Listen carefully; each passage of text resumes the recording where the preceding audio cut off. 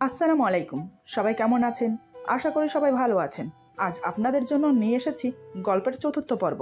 আশা করি গল্পটি আপনাদের ভালো লাগবে। তাহলে চলুন শুরু করা যাক।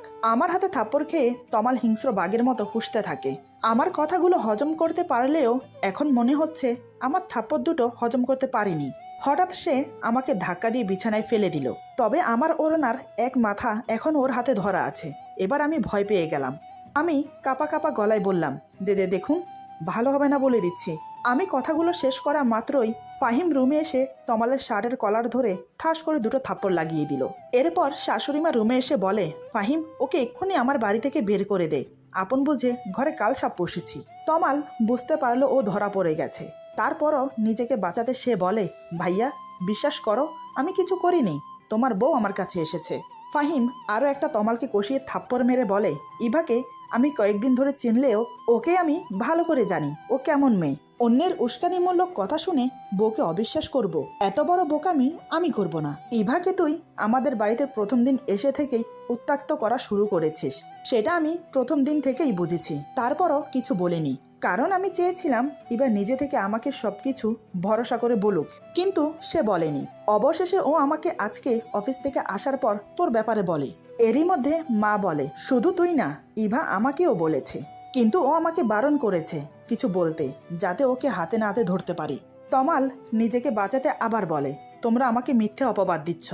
বিশ্বাস করো, আমি ভাবির সাথে তেমন কিছুই করিনি। ফাহিম বলে, করবি কি করে শুনি? তুই খারাপ কিছু করার আগেই তোর খারাপ উদ্দেশ্য ধরতে পেরেছি। সকালে ডাইনিং টেবিলে ওর পায়ের উপর তুই পা রেখেছিস বলেই ও তোকে লাথি মেরেছে। সেই রাগ পুষে রেখেছিস তুই। কখন ওকে একা পাবি সে অপেক্ষায় ছিলি। আর আজকে যখন ইভা আমাকে সব বলে দিয়েছে, তাই আমি বলেছি এক গ্লাস পানি নিয়ে তোর রুমে আসতে, কারণ এই সুযোগ তুই কখনোই হাতছাড়া করবি না। তাই হলো, তুই ইভাকে নিজের রুমে একা পেয়ে তোর রাগ মেটাতে চাইলি, এবং আমিও তোর আসল রূপ দেখার জন্য বাহিরে অপেক্ষা করেছিলাম। তমাল বলে, বাহ বাহ বাহ, আমার থেকে দেখি তুমি বেশি পাকা খেলোয়াড়। আমাকে যে এতক্ষণ এত জ্ঞান দিলে, তাহলে তুমি কেন প্রথম ভালোবাসা ভুলে এই মেয়েকে নিয়ে আছো? এত সহজে সব ভুলে, পুরনো ভালোবাসা ভুলে কয়েকদিনের চেনা এই মেয়েটা তোমার কাছে আপন হয়ে গেল?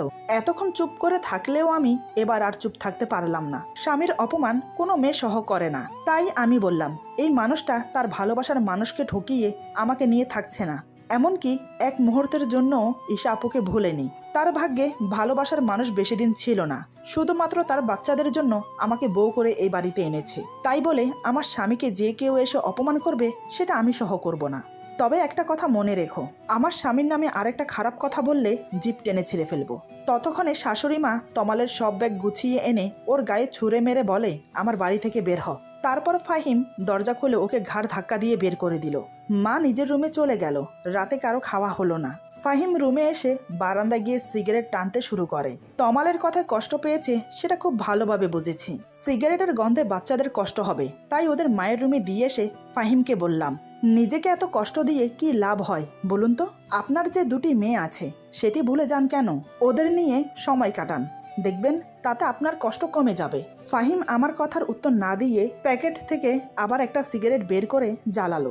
আমি আবার বললাম, আমার কোনো ভুল হয়ে থাকলে আমাকে ক্ষমা করে দেন বা আমাকে শাস্তি দেন, তাতে আমার কোনো আপত্তি নেই। তবুও নিজের ক্ষতি করবেন না।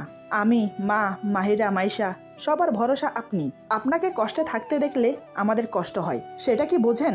আমার কথা শুনে ফাহিম বলে, তুমি অনেক ভালো মেয়ে, কিন্তু তোমাকে আমার মনে হয়তো কখনো জায়গা দিতে পারবো না। একটা সময় তোমার মনে হবে তুমি আমাকে ছেড়ে চলে যাবে। তখন কি সত্যিই তুমি চলে যাবে? আমি বললাম, দুজন মানুষ এক ছাদের নিচে বসবাস করলে তাদের মধ্যে ভালোবাসা হবেই, তাই চলে যাওয়ার কোনো প্রশ্ন আসে না। ফাহিম বলে, আমার ভালোবাসার কথা বাদ দাও, মাহিরা, মাইশা কি তোমাকে মেনে নিতে পারবে? আমি বললাম, যদি কখনো আমার মেয়েরা আমাকে চলে যেতে বলে, নয়তোবা ওদের মায়ের অভাব পূরণ করতে না পারি, তাহলে সত্যি চলে যাব, কিন্তু আপনি চলে যেতে বললে যাব না। ফাহিম বলে, তোমার কথাটা আমি ঠিক বিশ্বাস করতে পারছি না, কারণ তুমি তোমার ভালোবাসার মানুষকে ছেড়ে দিয়েছ, তার প্রতি তোমার কোনো অধিকার খাটাতে পারোনি। আর সেই তুমি কি পারবে আমার দেওয়া কষ্ট সহ করে থাকতে? আমার বিশ্বাস হচ্ছে না। আমি একগাল হেসে বললাম, আপনার প্রতি অধিকার খাটাবো, দেবেন নাকি?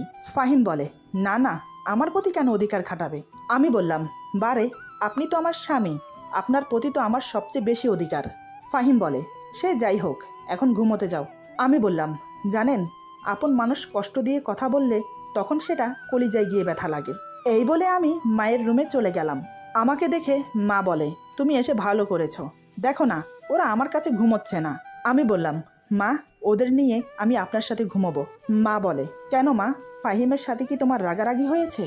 আমি বললাম, না মা, উনি কিছু বলেনি, এমনি আপনার সাথে ঘুমোবো। মা বলে, তবুও তুমি তোমার রুমে গিয়ে ঘুমাও।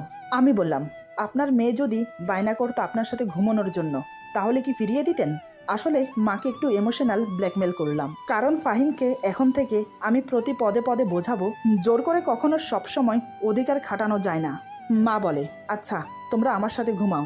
আমিও আর কিছু না বলে বাচ্চাদের নিয়ে মায়ের পাশে শুয়ে পড়লাম। ওদিকে ফাহিম বারান্দা থেকে রুমে এসে অনেকক্ষণ ধরে অপেক্ষা করে আছে আমাদের জন্য। যখন দেখলো আমরা আসছি না, তখন সে ভাবনায় পড়ে গেল, কি ব্যাপার, ইভা বাচ্চাদের নিয়ে এখনো আসছে না কেন? কোনো উপায় না পেয়ে ফাহিম রুম থেকে বেরিয়ে বাসার অন্য রুমগুলো খুঁজে দেখে, সেখানে আমি আবার ঘুমাইনি তো। সব জায়গা চেক করে অবশেষে মায়ের রুমের কাছে আসে। এসে দেখে মায়ের রুমের দরজা একটু খুলে রাখা আছে, আর একটু একটু করে কথা শোনা যাচ্ছে। ফাহিম বলে, তাহলে কি ইভা মায়ের রুমে আছে? এই বলে ফাহিম দরজার কাছে এসে বলে, মা তুমি কি ঘুমিয়েছ? মা বলে, না, ভেতরে আয়। ফাহিম রুমের ভেতরে এসে বলে, ওরা কি তোমার কাছে ঘুমোবে? মা বলে, হ্যাঁ, অনেক রাত হয়েছে, তুইও রুমে গিয়ে ঘুমা। মায়ের কথা শুনে চোখ লাল লাল করে আমার দিকে তাকিয়ে বলে, এই বলে রুম থেকে বেরিয়ে হন হন করে উপরে চলে গেল। আমি বেশ বুঝতে পারলাম বেজায় রেগে আছে আমার উপর। থাকুক রেগে, তাতে আমার কি? আমি কিন্তু ঘুমাইনি, কেন জানি না ঘুম আসছে না। আজকে রাতে যে ফাহিমেরও ঠিকমতো ঘুম হবে না সেটা খুব ভালো করে জানি, তাও মায়ের রুমে ঘুমালাম। সকাল সকাল উঠে ব্যাগ গুছিয়েছি, বাচ্চাদের খাইয়ে দিয়ে রেডি করে মায়ের কাছে রেখে এসে নিজে রেডি হওয়ার জন্য রুমে গিয়ে দেখি ফাহিম রুমে নেই, হয়তো ওয়াশরুমে গিয়েছে। এদিকে ড্রেসিং টেবিলের উপর হেজাব বাঁধার পিন রেখেছিলাম, কিন্তু সেটা এখন খুঁজে পাচ্ছি না, জানি না কোথায় গেছে। তার জন্য হেজাব পরা হলো না, তাই ওড়না ভালো করে মাথায় পেঁচিয়ে নিয়েছি। ফাহিম ওয়াশরুম থেকে বেরিয়ে আমার দিকে তাকিয়ে বলে, এরকম ওড়না পেঁচিয়ে রেখেছো কেন? হেজাব পরো। আমি বললাম, পরবো না। ফাহিম বলে, কেন পরবে না? আমি বললাম, হেজাব বাঁধার জন্য যেসব পিন লাগে সেগুলো খুঁজে পাচ্ছি না। ফাহিম বলে, ওগুলো তো আমি ফেলে দিয়েছি, এমনভাবে আমার হাতে ঢুকে গিয়েছিল যে রক্ত বের হয়েছে। আমি বললাম, হবেই তো, পারেন তো শুধু সিংহর মতো গর্জন করতে, আর কিছু পারেন নাকি? ফাহিম রেগে গিয়ে বলে, কি, আমি সিংহ? তাহলে তোমাকে এক্ষুনি ছিঁড়ে খাবলে খাবো। আমি বললাম, আহা, রেগে যাচ্ছেন কেন? আমি কি সেটা বলেছি নাকি? ফাহিম বলে, তোমার উপর এমনিতেও মাথা গরম আছে, এখন নতুন করে মাথা গরম করো না। আমি বললাম, কেন, আমি কি করেছি? ফাহিম বলে, রাতে মায়ের রুমে ঘুমানোর কি দরকার ছিল? জানো না আমার মেয়েদের ছাড়া ঘুম হয় না? আমি বললাম, অধিকার খাটিয়ে মেয়ে বউকে নিয়ে আসতেন, তাহলেই তো হতো। এর কোনো উত্তর ফাহিমের কাছে নেই, তাই সে কথা ঘোরানোর জন্য বলে, আমাদের রওনা দিতে দেরি হয়ে যাচ্ছে কিন্তু। আমি বললাম, জানি তো, উচিত কথা বললে কথার উত্তর থাকে না। আমি আর কথা না বাড়িয়ে রুম থেকে বেরিয়ে গেলাম। তারপর মা আর মেয়েদের নিয়ে গাড়িতে বসলাম। ফাহিমের পাশের সিটে আমি বসেছি। শাশুড়ি মাকে বলেছিলাম সামনে বসার জন্য, কিন্তু তিনি এক কথায় না করে দিলেন। মা বলে, তুমি সামনে বসো, আমি বাচ্চাদের নিয়ে পেছনে বসছি। মায়ের কি উদ্দেশ্য আমি সেটা খুব ভালো করেই জানি। মা তো আর জানে না তার ছেলে খুবই একরোখা, মচকাবে কিন্তু ভাঙবে না। যাই হোক, আমরা বসার পর ফাহিম গাড়ি স্টার্ট করে দিল। প্রায় আধা ঘন্টা পর আমরা সবাই আমাদের বাড়িতে পৌঁছালাম। এতদিন পর নিজের চিরচেনা বাড়িতে এসে এত বেশি ভালো লাগছে যে যা বলে বোঝাতে পারবো না। কিন্তু ভয় ছিল ফাহিমকে নিয়ে, সে যদি নিজের বাড়ির মতো সেরকম আচরণ আমার সাথে এখানে করে তাহলে আমার মান সম্মান থাকবে না। ভেবেছিলাম আড়ালে নিয়ে গিয়ে বলবো, যাতে আমার মা বাবা বুঝতে না পারে তার সাথে আমার সম্পর্ক ভালো নেই, কিন্তু সেই সুযোগটা পেলামই না। তবে আমাকে অবাক করে দিয়ে ফাহিম সবার সাথে মানিয়ে নিয়েছে, কেউ বলতেই পারবে না তার সাথে আমার স্বামী স্ত্রীর সম্পর্ক নেই। মনে মনে খুব খুশি হলাম ওনার আচরণ দেখে, অন্তত আমার সম্মানটুকু রেখেছে। এদিকে আমি ব্যস্ত আমার বাচ্চাদের নিয়ে, তবে আমার মা বাবা আমাকে দেখে বেজায় অবাক। বিয়ের আগে আমি ছিলাম বাচ্চা, আমাকে সামালতে আমার মায়ের ঘাম ছুটে যেত। প্রতিদিন আমার বাবার কাছে গাদা গাদা নালিশ আমার নামে, তোমার মেয়ে এটা করেনি, তোমার মেয়ে ওইটা করেনি, তোমার মেয়ে এটা খাচ্ছে না, তোমার মেয়ে আমার কথা শুনছে না, আরো কত কি। আর এখন সেই বাচ্চা মেয়ে পুরো সংসারের সাথে দুটো মেয়েও সামালছে, তাও আবার নিজের মেয়ে না। আমি কিভাবে কি করছি বাচ্চাদের নিয়ে, তাই তারা দেখছে অবাক হয়ে। এই বিয়েতে প্রথমে মা বাবা আফসোস করলেও এখন তারা মনে মনে খুব খুশি। ফাহিমের মতো মেয়ের জামাই পেয়ে তারা যেন আকাশের চাঁদ হাতে পেয়েছে। বাড়িতে সারাক্ষণ গোমরা মুখে থাকলেও এখানে কিন্তু সেটা আর করছে না। সবার সাথে কিভাবে তালে তাল মিলিয়ে হাসি খুশিতে মেতে উঠেছে লোকটা। আমি তো চাই সবসময় উনি এভাবে হাসি খুশি থাকুক। যাই হোক, আমরা এসেছি শুনে ফুপি এসেছে, তাও খুব খুশির খবর নিয়ে। আমার ফুফাতো বোন তানিয়ার বিয়ে। ভালোই হলো, বাবার বাড়িতে ঘুরতে এসে ফুফাতো বোনের বিয়েটাও খাওয়া যাবে। এই বাড়িতে আসার পর থেকে সারাদিন সবার সাথে ছিলাম, তাই ফাহিমের সাথে আমার কোনো কথা হয়নি।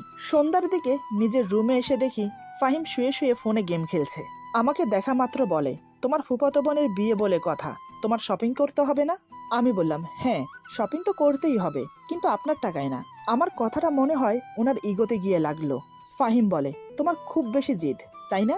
কথাটা বলার সাথে সাথে হঠাৎ আমাকে টেনে ধাক্কা দিয়ে বিছানার উপর ফেলে দিল। সত্যি বলতে এমন কিছু করবে আমি ভাবতে পারিনি, কিন্তু উনি আমাকে ধাক্কা মেরে ফেলে দমে যাননি, এক পা দু পা করে আমার দিকে এগোতে থাকে।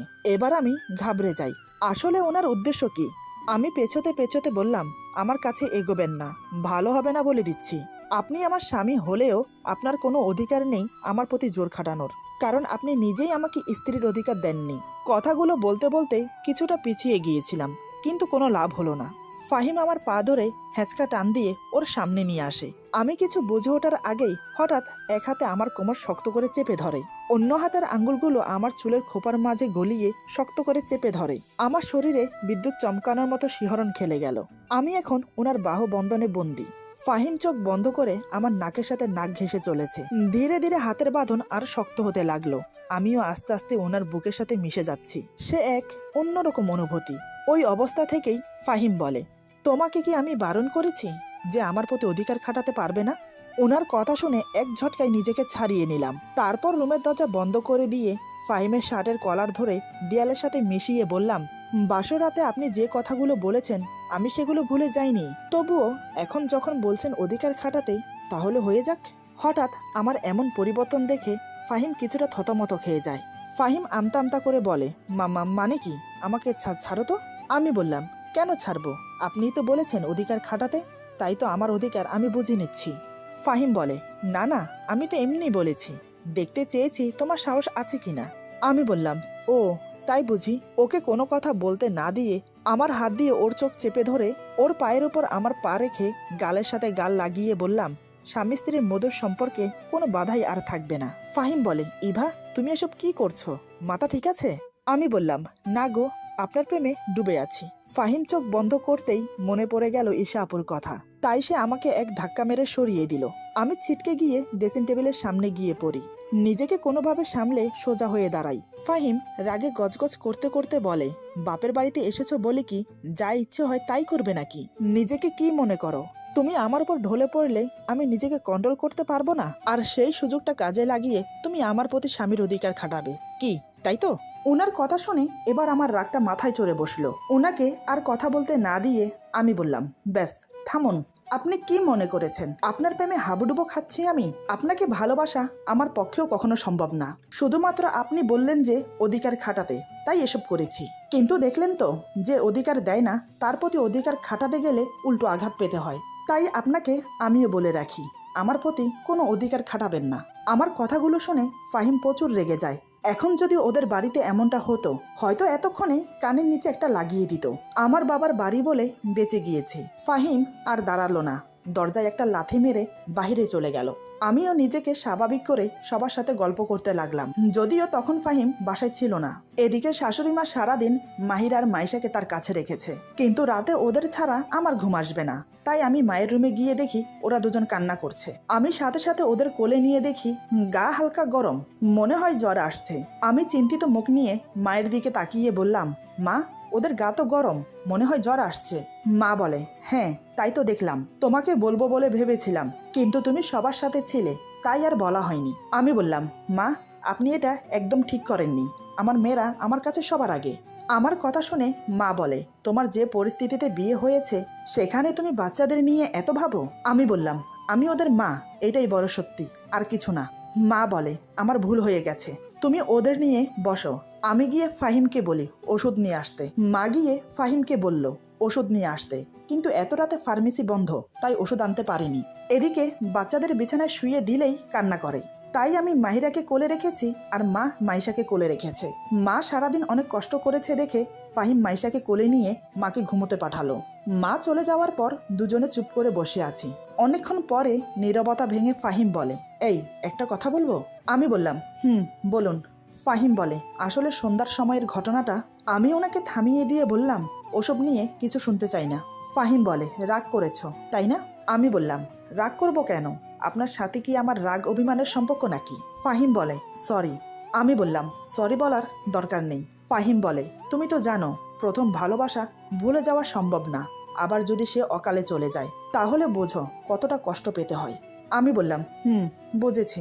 তানিয়ার বিয়েতে আমাদের যাওয়ার দরকার নেই, এখানে 2 দিন থেকে বাসায় চলে যাব। ফাহিম বলে, কেন যাবে না? তুমি না গেলে তানিয়ার খারাপ লাগবে তো। আমি বললাম, আমার মেয়েদের থেকে কারোর বিয়েতে যাওয়া বেশি গুরুত্বপূর্ণ না। ফাহিম বলে, আমার উপর রাগ করে এরকম সিদ্ধান্ত নিয়েছ? আমি বললাম, মোটেও না।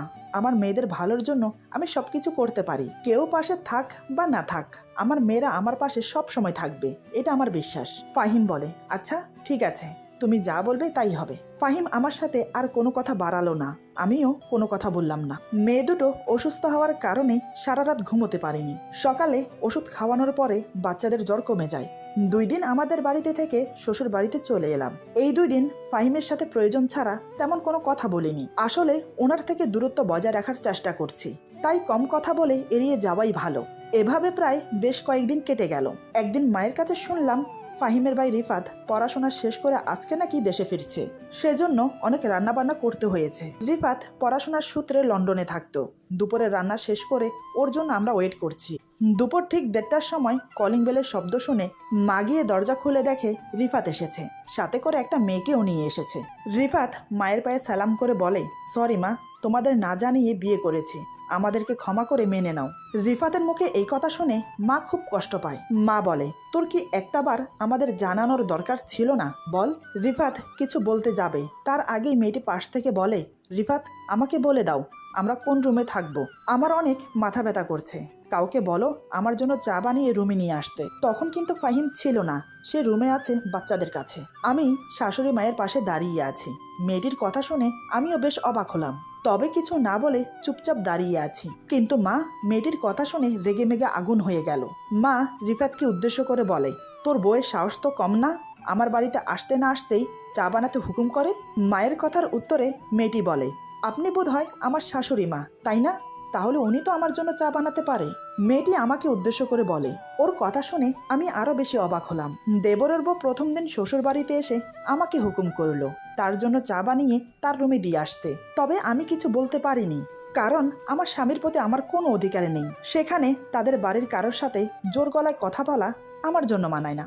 এদিকে শাশুড়ি মা রেগে আছে, কারণ রিফাত কাউকে কিছু না জানিয়ে বিয়ে করেছে। ফাহিমও ভেবেছিল ছোট ভাইয়ের বিয়ে ধুমধাম করে দেবে, সেটা হয়নি বলে মায়ের মন খারাপ লাগছে। এদিকে আবার রিফাতের বউয়ের প্রথম দিনের আচার আচরণ শুনে রেগে আছে, কিন্তু আমার নেই কোনো রাগ, নেই কোনো অধিকার। তাই চা বানিয়ে নিয়ে রিফাতের রুমের দরজায় নক করতেই ওর বউ দরজা খুলে চায়ের কাপ হাতে নিয়ে দরজা লাগিয়ে দিল আমার মুখের উপর। মনে মনে খুব কষ্ট পেলাম, কিন্তু কিছু বললাম না। বাচ্চাদের জন্য দুধ গরম করে রুমে নিয়ে গেলাম। ফাহিম ঘুমোচ্ছে, সাথে বাচ্চারাও ঘুমোচ্ছে। দুপুরে এখনো পর্যন্ত কারো খাওয়া হয়নি, তাই আমি ফাহিমকে ডাক দিলাম, এই যে শুনছেন, উঠে পড়ুন, দুপুর হয়ে গেছে, খাবেন না? ফাহিম বলে, আমি ঘুমোচ্ছি না, সব শুনছি। আমি বললাম, তাহলে উঠে পড়ুন। ফাহিম বলে, মা কি খেয়েছে?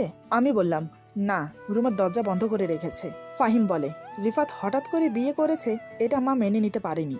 আমি বললাম, কিন্তু এখন তো বিয়ে হয়ে গেছে, তাহলে মেনে না নেওয়ার কোনো কারণ নেই, ওরা সুখে থাকলে আর কি চাই। ফাহিম বলে, হ্যাঁ তুমি ঠিকই বলেছ, মাকে একটু বোঝাতে হবে। আমি বললাম, আপনি গিয়ে মায়ের সাথে কথা বলুন। ফাহিম বলে, হ্যাঁ যাচ্ছি, তুমি বরং টেবিলে খাবার দাও। এই বলে ফাহিম মায়ের সাথে কথা বলতে গেল। আমিও আমার মেয়েদের খাইয়ে দিচ্ছি। আমার মেয়েরা এত লক্ষ্মী যে খাওয়ার সময় আমাকে জ্বালায় না, ঘুমন্ত অবস্থায়ও খেয়ে নেয়। ফাহিম মাকে বুঝিয়ে শুনিয়ে খেতে নিয়ে এসেছে। রিফাত প্লেটে খাবার বেড়ে রুমে নিয়ে যাচ্ছে দেখে মা বলে, এ কি, তুই রুমে খাবার নিয়ে যাচ্ছিস কেন? আমাদের সাথে বসে খা, আর তোর বউকে ডেকে নিয়ে আয়। রিফাত বলে, মা ও সবার সামনে বসে খেতে কমফোর্টেবল ফিল করবে না, তাই রুমে খাবার নিয়ে যাচ্ছি। মা বলে, তোর বউকে খাবার খেতে হলে আমাদের সাথে বসে খেতে হবে, কথাটা তাকে বুঝিয়ে দিস। রিফাত আর কোনো কথা না বলে চলে গেল। ফাহিম মাকে বলে, মা তুমি ওদের বিয়েটা মেনে নাও, এখন আর রাগ করে থেকো না, মা বলে, আমার রাগ হচ্ছে ওর বউয়ের চালচলন আর কথাবার্তা দেখে। আজকে এসেই ইভাকে চা বানানোর জন্য বলে। তাহলে ভাবতে পারিস মেয়েটা কেমন? ফাহিম বলে, থাক না মা, সবাই এক হয় না। মা বলে, আমি ভালোর সঙ্গে ভালো, খারাপের সঙ্গে খারাপ। তাতে যদি এই বাড়ি ছেড়ে চলে যায় তাহলে চলে যাক। আমাদের কথার মাঝেই রিফাতের বউ একটা টি শার্ট আর প্যান্ট পরে এসেছে। মা চেয়ারে বসা থেকে উঠে দাঁড়িয়ে বলে, এই মেয়ে, তুমি এসব কি পরেছ? শাশুড়ি ভাসুরের সামনে এসব পরে কেউ আসে? মেয়েটি বলে, এক্সকিউজ, আমার নাম রিনি। এই মেয়ে, এটা আবার কোন ধরনের কথা? আর শুনুন, আমি বিদেশে থেকেছি, তাদের কালচারের সাথে আমি অভ্যস্ত। মা বলে, আমার বাড়িতে কিন্তু এসব চলবে না, ভদ্রভাবে থাকতে হবে। এই যে আমার বড় বউকে দেখছো, তার মতো করে। মা আমাকে দেখিয়ে কথাটা বলে। রিনি বলে, আমি কেন ওনার মতো হব?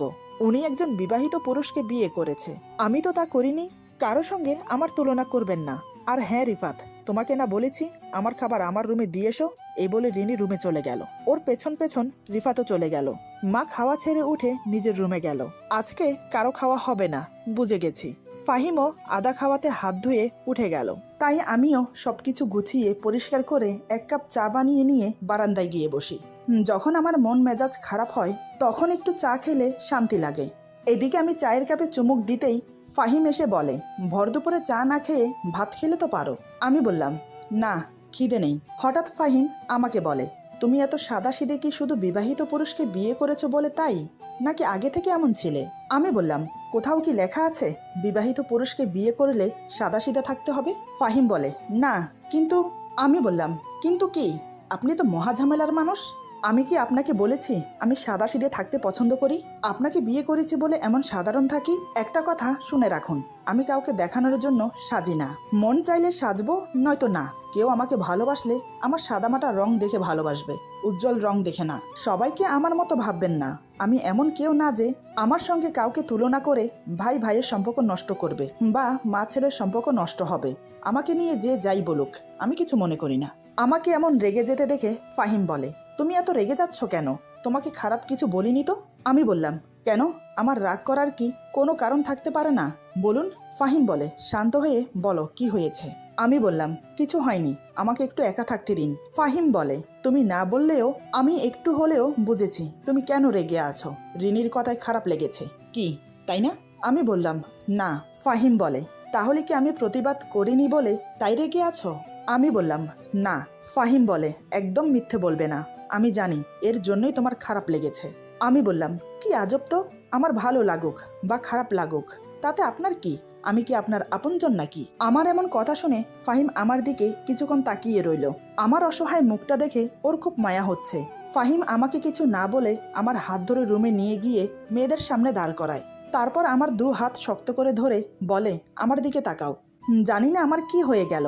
ওনার কথা মতো ওনার চোখে চোখ রাখলাম। আমার চোখের দিকে তাকিয়ে ফাহিম বলে, আমার দুই মেয়ের মা তুমি। তোমাকে নিয়ে কিন্তু আমার সামনের দিনগুলো চলতে হবে। আমার সব বিপদে তুমি পাশে থাকবে। তুমি কিন্তু আমার অর্ধাঙ্গিনী, এটা ভুলে যেও না। ফাহিমের কথাগুলো শুনে নিজের অজান্তেই ওনাকে জড়িয়ে ধরি। ফাহিম মুচকি হেসে মেয়েদেরকে উদ্দেশ্য করে বলে, মাহিরা, মাইশা, দেখেছ তোমাদের মা কতটা হিংসুটে? তোমাদেরকে বুকে আগলে ধরি বলে তোমাদের মাও ভাগ বসিয়েছে। ফাহিমের কথা শুনে খুব লজ্জা পেলাম। এটা আমি কি করছি? সম্বিত ফিরে পেতেই তাকে ছেড়ে দিয়ে রুম থেকে বেরিয়ে গেলাম। সন্ধ্যায় রান্নাঘরে নুডলস রান্না করছিলাম। তখন রিনি এসে বলে, আমার জন্য ব্ল্যাক কফি বানিয়ে দাও। আমি বললাম, নুডলস রান্না করা শেষ হলে তোমার জন্য ব্ল্যাক কফি বানিয়ে দেব। আমার মুখে এই কথা শুনে হঠাৎ রিনি যা বলল তা শুনে আমার পায়ের নিচের মাটি সরে গেল। এমন কিছুও যে শুনতে হবে ভাবতে পারিনি। আমি থ হয়ে দাঁড়িয়ে রইলাম। এরপর যা হলো। আজকের গল্প এখানে সমাপ্ত। গল্পের বাকি অংশ পেয়ে যাবেন আগামী পর্বে। সবাই ভালো থাকবেন, সুস্থ থাকবেন। আল্লাহ হাফিজ।